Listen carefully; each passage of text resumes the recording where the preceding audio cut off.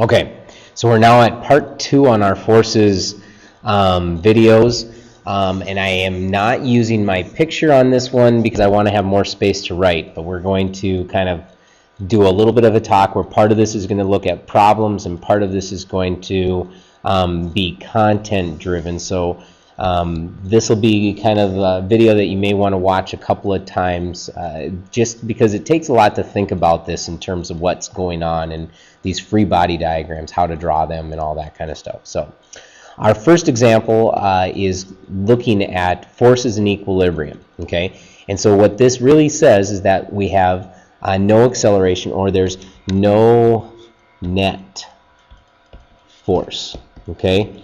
So in other words, there's no net force. Now this means that essentially our arrows that go this direction are probably balanced with arrows going this direction, okay? And actually that's a bad picture because I would show that the two arrows would be the same size, okay? So these are the same size. Same would also be true is that arrows going this way and arrows going this way would also be of the same size. They would cancel each other out. Okay, there still are forces present. It's just that there's no net force. And if you don't have a net force, you don't have an acceleration. Because remember that our net force is equal to our mass times an acceleration. It's F equals ma. All right. So our first situation, we've got this stoplight and it's hung by two cables. Okay, so I've got two cables that are going this way.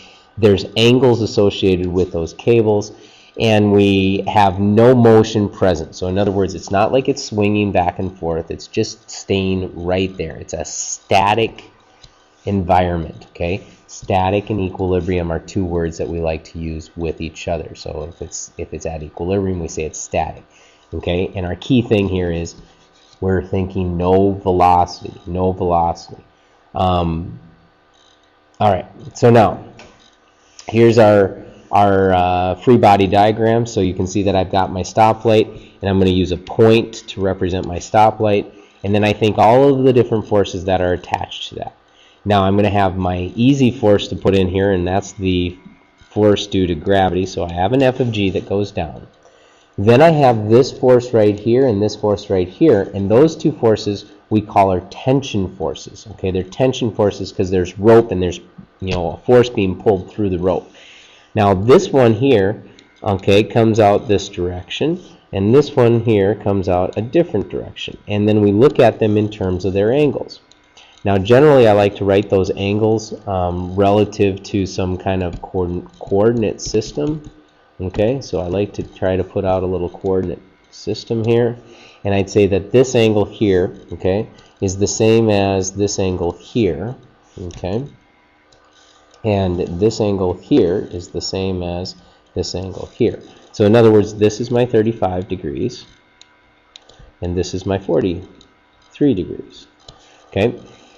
Now that's my free body diagram, okay? It's very nice, it's clean, it shows me every force that's going to be taken in place. There's no normal forces in this one, there's no friction forces in this one, because there's no surfaces in contact. We just have tensions. And I usually like to label my tensions, so I might label this as F of T1, so it's the force or a tensional force in the first cable, and this is then F of T2. Okay, so we're actually looking free body diagram, kind of just labeling things out. Now that's all that we need in a free body diagram, is to label the forces and give the directions needed. The next thing that we like to do is we like to split these forces up at angles to put them in normal x, y coordinates. Okay, we're back to this whole concept of, and there was the problem on the assignment the other day in which we had a truck or two trucks pulling on like an object, and then we wanted to know the net force in the direction of the motion. And in this sense, both of these arrows are pointed in different directions. You can't add arrows that are pointed in different directions. They all need to be in the same plane, okay? So like these two arrows up here, even though I didn't write them from point to point, they're both acting in kind of like the east-west or the x-axis, okay, or in the x-plane. And again, these two are acting north-south or the y-plane. So we're looking at them in those terms. So what we really want to do is we want to start to think of this in terms of components. So I'm going to switch my ink colors here because I like to always use a different color, and this is where it may be helpful for you to get a couple of different colors to work with when you're drawing free body diagrams. So like this one right here will have a component force that'll go this direction, and again we're going to call this our force in I don't know, I'll call this force in the x2 direction, okay, to give it some kind of a label. And this one here will be my force in the y direction, but it'd be y of 2. And then I'm going to go to a different color to make sure that I have the other force. So this one here is going to be this direction, and that'll be my F of x, but now this is of the first tension. And then this one right here would be F of x, and this is my, F of y, and that would be of the first one. So now what we do is we essentially are doing this. We're taking our free body diagram and we're replacing it with these green and red arrows. Okay? So now we can start to look at it in terms of x and y axes or planes. And what we're going to do then is we're going to balance anything that goes in this direction. Okay? We'll make one equation out of it. And anything that goes this direction, we'll make another equation out of it. Okay, so we build our equations based on these arrows and where these arrows are pointed. So now when I look at this, and I'll switch back my colors. When I look at this, I have like this one right here and this one right here. And those are both acting in the x plane, and they're opposite each other. Now because the sign doesn't move this way and it doesn't move this way, there's no net force present. Okay, there's no net force present. So in other words, F of x1 would be equal to F of x2. They have to be equal to each other because we're not swinging back and forth or going back and forth either direction. The other equation that we would get then is, of course, looking at it from this standpoint. These two arrows are both pointed up. They have to be counterbalanced by the arrow pointed down. So in other words, my F of y1 plus my F of y2 is equal to my F of g. Okay, and so that's kind of how we're looking at it in terms of equilibrium. Our ups and our downs cancel each other out, okay, and our lefts and our rights cancel each other out. That implies equilibrium. No net force, okay, or zero net force. Everything's equal to 0, okay.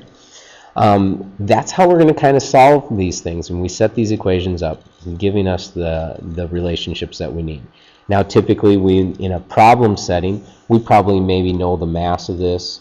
Okay, so if we know the mass of this, we can easily take this times 9.8 and then we can figure out what Fg is.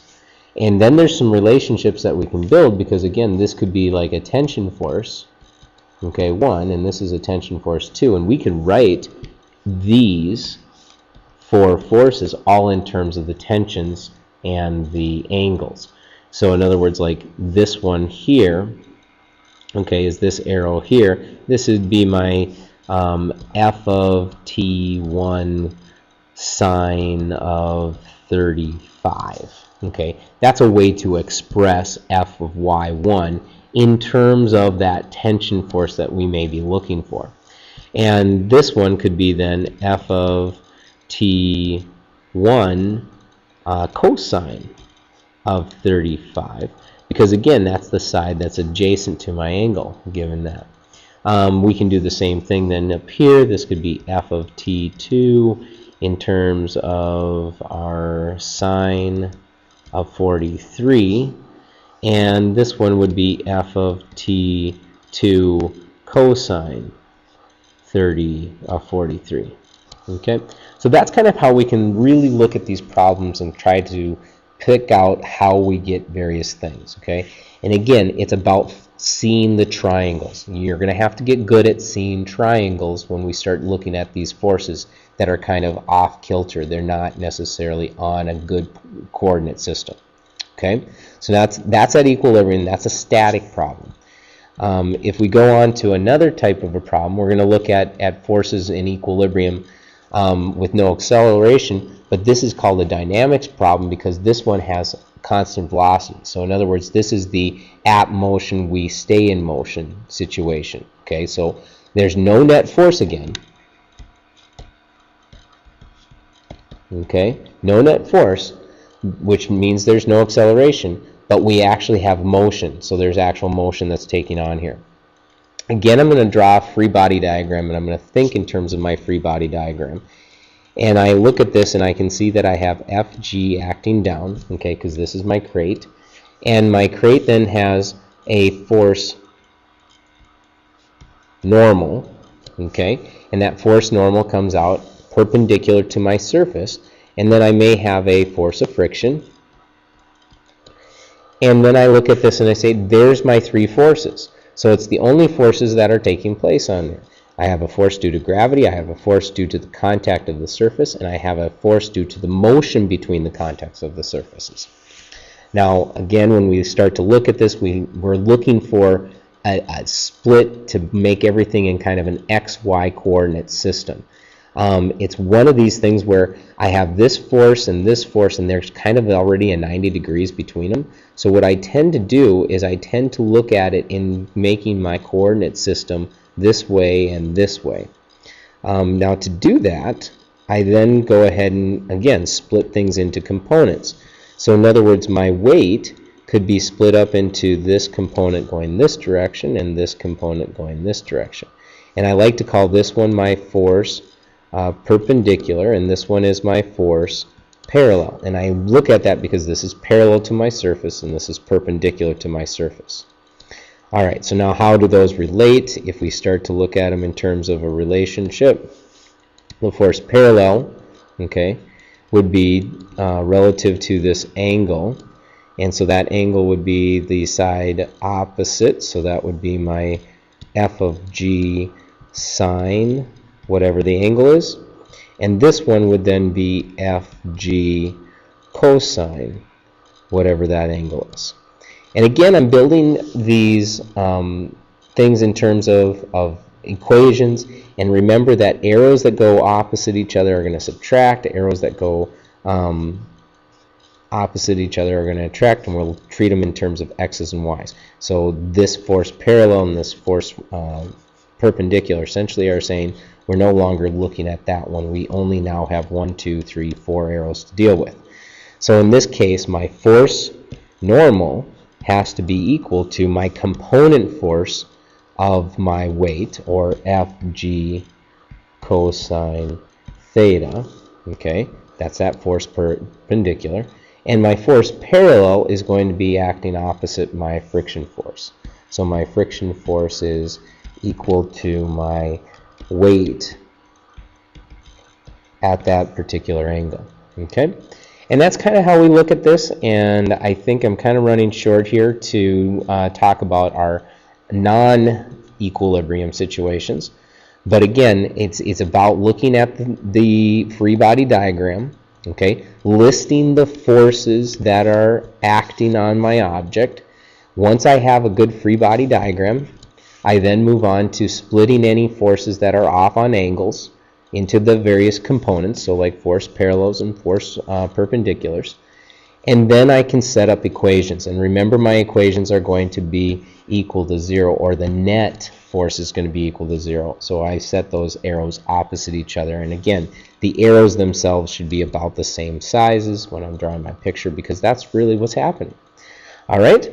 Again, we will talk extensively on this tomorrow, and we'll then move on in the next video to look at forces not in equilibrium. All right.